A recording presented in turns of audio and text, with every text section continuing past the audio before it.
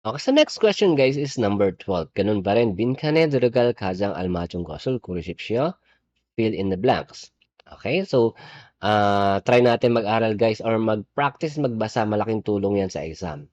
Okay? So 어제 산 옷이 작아서 큰 걸로 바꾸려고 옷 가게에 갔습니다. 큰 옷이 없어서 옷을 돌려주고 블랑 올를 했습니다. 1번 무관, 2번 구입, 3번 휴환, and then 4번 환불. Okay, alam niyo ba yung mga meaning ng mga yan? Sana. Okay? So, tingnan natin kung ano yung meaning. 어제 산 옷이. So, what is 어제? Yesterday.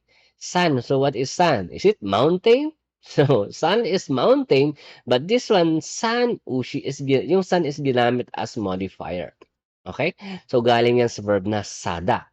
Sada, to buy. Okay? So, pag ginagawa natin siyang modifier, in past tense, lalagyan natin siya ng niyon. Okay?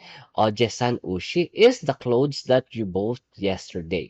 Okay? So, in present tense, that is sanun ut, the clothes that you will buy. Or parang future tense, no? Sal ut is also in present tense. Kasi sa Korean, guys, kahit present tense, pwede mo siyang gamitin sa future tense. Okay?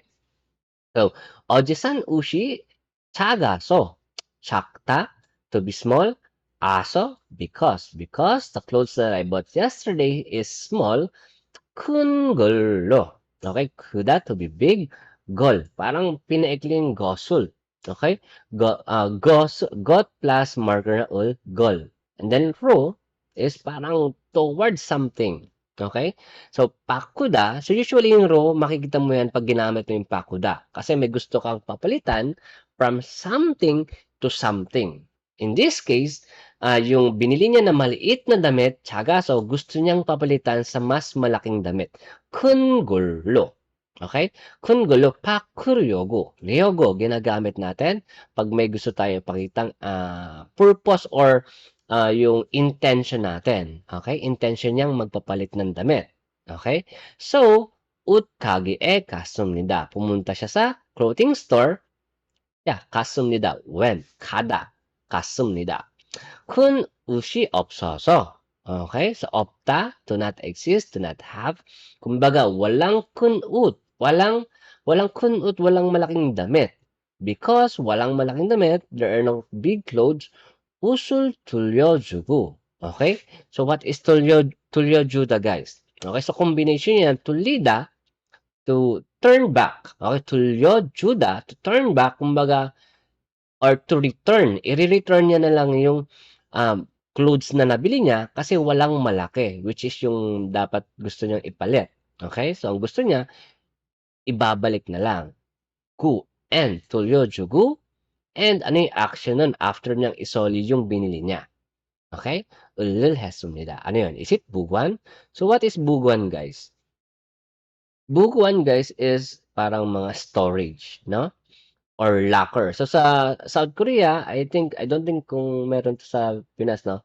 Kasi matagal na akong wala sa Pinas. Sa subway dito merong mga lockers. So, 'pag mga gusto mong maggala-gala sa mga tourist sites na ayaw mong maraming bitbitan, pwede mong itago sa mga locker or bugwanham, and then, yeah, magbabayad ka lang ng konting fee and you can go anywhere na walang mga bitbitin. So, that is bugwan. Okay? So, hindi 'yan. Number 2, kuip. So, what is kuip?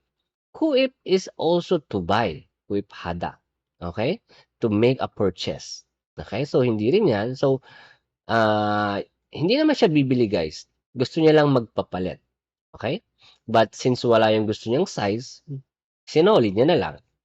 And number 3, Q1. So, what is Q1, guys? Q1 is to exchange, which is also pakuda din. Pakuda.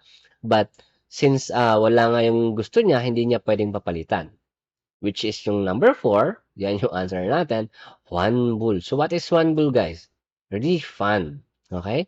So, sinoli niya yung clothes. So, syempre, kailangan isoli sa yung pera na ibinigay mo. Okay? So, wanbul refund. Okay? Answer is number 4.